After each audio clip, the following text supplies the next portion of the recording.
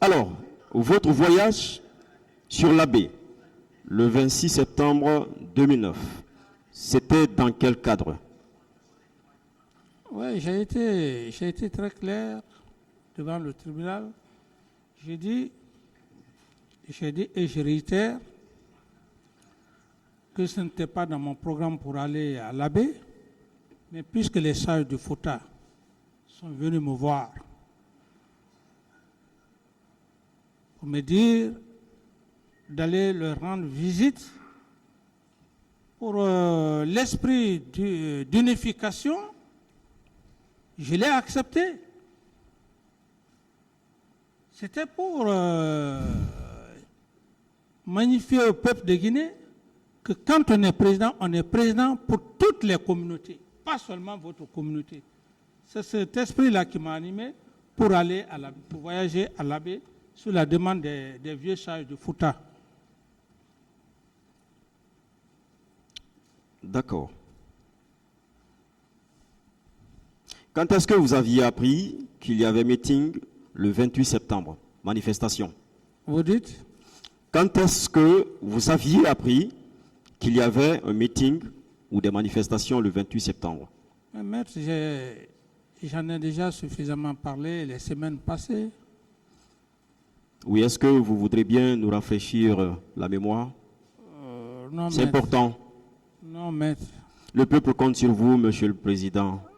Avec tout le respect que j'ai pour vous, maître, j'en ai suffisamment parlé. Est-ce que c'était avant votre départ de l'abbé que vous aviez appris qu'il y avait manifestation?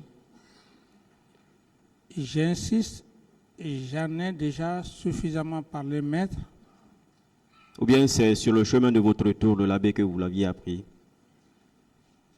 J'en ai suffisamment parlé, maître. D'accord.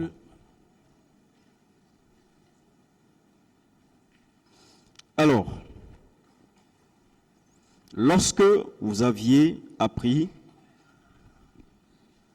qu'il devait y avoir meeting au stade du 28 septembre, quelles sont les dispositions que le capitaine Moussa Dadis Camara avait prises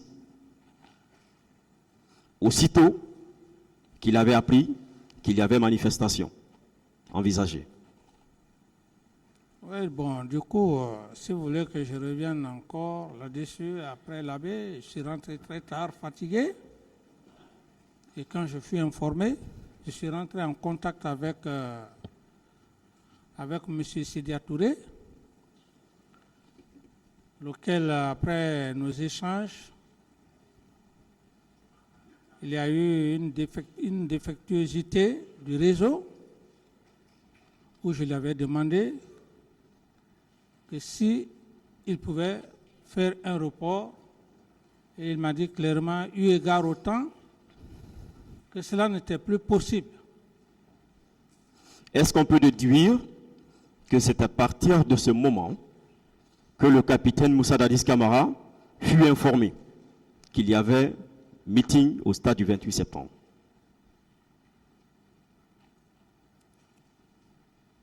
Maître, puisque vous êtes un peu curieux, avant d'aller à l'abbé, j'ai fait passer un communiqué par le biais du ministre de l'administration du territoire. Très bien. Et le ministre de la fonction publique. Bien. Quelles sont les instructions que vous aviez données au ministre Frédéric? Parce qu'effectivement, c'est là où j'en venais. Au ministre Frédéric, de l'administration du territoire. Non, les instructions, si vous voulez bien, bon, il y a encore le communiqué qui fait foi. C'était une journée, le 28 septembre était une journée de recueillement et qu'il ne devrait pas y avoir de travail, ainsi de suite. C'était tout? Oui, journée de recueillement. Il n'y avait pas de mise en garde, qu'il n'y avait pas de mise en garde mise en garde contre toute personne qui tenterait de saboter ce jour. Là, je ne sais plus exactement le contenu de... D'accord. Donc, je vous rappelle le contenu. Notamment la déclaration, effectivement, du ministre Frédéric Collier, ministre du Matap de l'époque. Ceci est à la première... Non, plutôt à la deuxième page.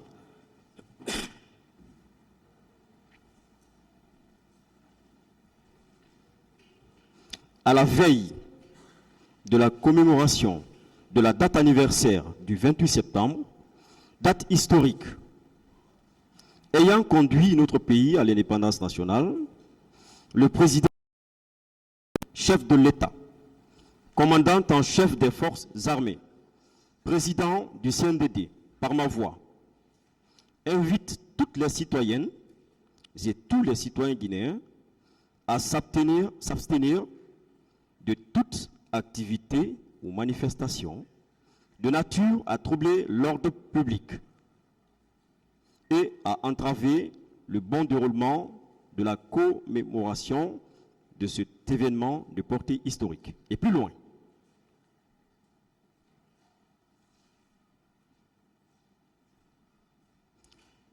à la dernière page,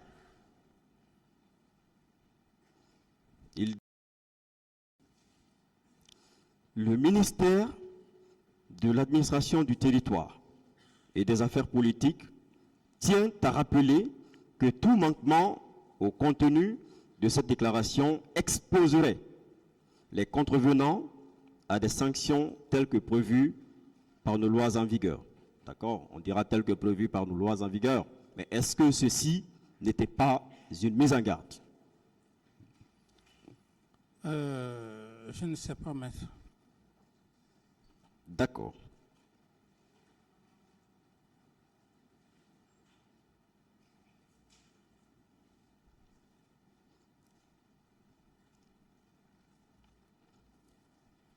Est-ce que vous confirmez avoir appelé M. Sidia Touré? Oui. C'est en présence de qui? À l'époque, puisque je suis rentré très fatigué, c'était juste paix à feu Joseph Makambo à l'époque. Je ne sais même pas le téléphone que j'avais utilisé. C'est plus tard d'ailleurs qu'on m'avait fait savoir que c'était le téléphone de M. Thibaut Camara. Alors, donc il y avait d'autres personnes, il y avait assez de monde autour de vous. Non, j'étais dans ma chambre. Oui, mais dans votre chambre, Oui. vous saviez quand même que s'il n'y avait pas cette personne, mais c'est systématique, vous pouvez reconnaître le peu de personnes qui étaient autour de vous. Non, j'étais dans ma chambre, je suis rentré fatigué, je dormais d'ailleurs. C'est quand Feu Joseph Makambo est venu me taper la porte. Quand j'ai entendu sa voix, je me suis levé et puis voilà, j'ai ouvert. Ce qui ne veut pas dire qu'il y avait des gens. Non. Thibaut Camara, qu'est-ce qu'il faisait là? À l'époque, pratiquement, comme je travaillais aussi les nuits, la plupart des ministres venaient tard me voir. D'accord. Mais est-ce que vous vous souvenez que vous aviez dit que ce jour, vous étiez tellement fatigué que vous n'aviez reçu personne? Oui. Donc cela suppose que ces personnes devraient rentrer ou étaient rentrées parce que vous dormiez déjà. N'est-ce pas?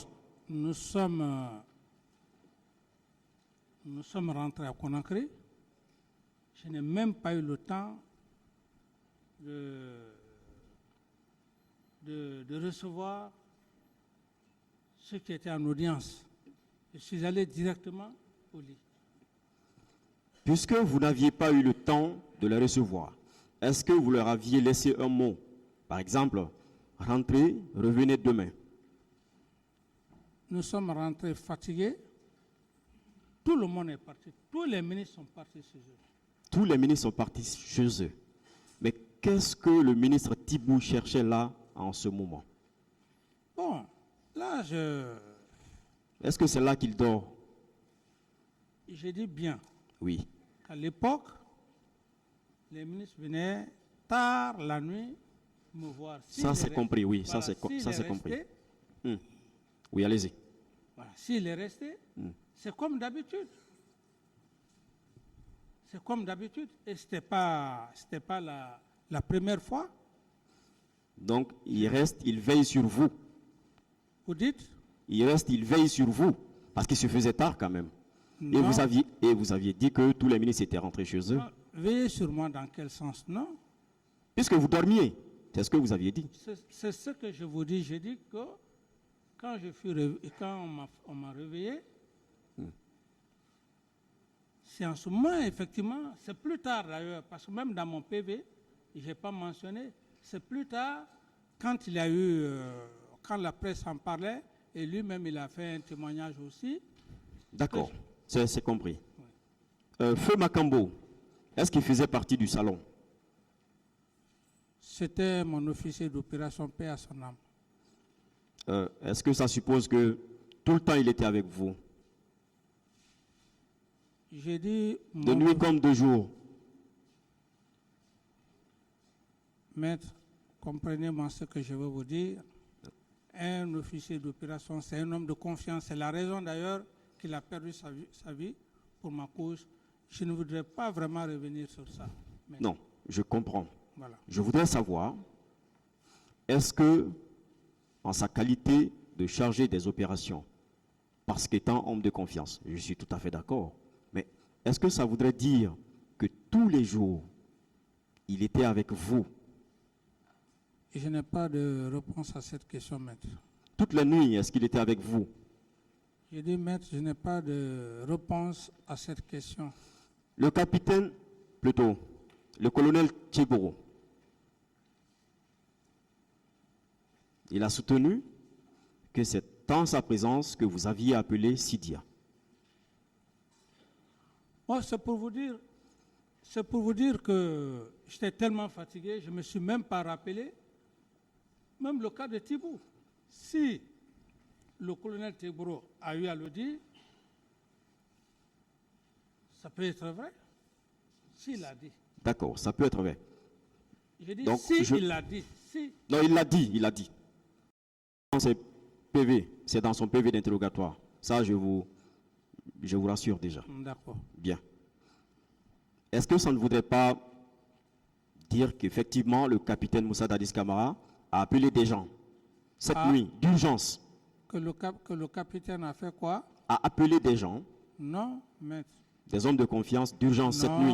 Non, s'il vous plaît, je n'ai pas appelé des gens. Je venais de l'abbé, je suis rentré à Conakry. Immédiatement, tous les ministres, la plupart sont partis, ils sont tous allés chez eux. Non, je ne discute pas cela. Je ne discute pas cela. Oui, Monsieur oui, par rapport à votre question, non, maître. D'accord. De quoi aviez-vous discuté avec Sidia? Non, je lui ai juste dit de faire un report par rapport à la date historique du 28 septembre et qu'il aurait, peut-être même après le 28, qu'il aurait pour reconduire, comment dirais-je, la marche. Et il m'a dit clairement qu'il se faisait tard et que ce n'était plus possible. Est-ce que c'était une discussion climat, cette discussion-là? C'était dans un climat apaisé. D'abord, j'avais du respect pour M. Sidia Touré, même maintenant. Pourtant, pourtant, il indiquait dans les PV, dans des PV et des interviews, que vous clamiez l'autorité, le respect de l'autorité de l'État. Bon, tout ça... De votre discussion avec Sidia, bien sûr. Oui, bon, ceux qui pensent comme ça, ils peuvent le penser comme ça, mais M. Sidia, quand je l'ai appelé, d'abord, pourquoi même je l'ai appelé, c'est parce que j'entretenais de très bonnes relations avec lui. C'est pour cette raison que je l'ai appelé. Comment je peux l'appeler en train de m'échauffer avec lui? Non, je lui ai juste posé la question et il m'a répondu calmement que vraiment il était tard. Donc il n'y a pas eu d'échange en tant que tel comme les gens l'imaginent. Non.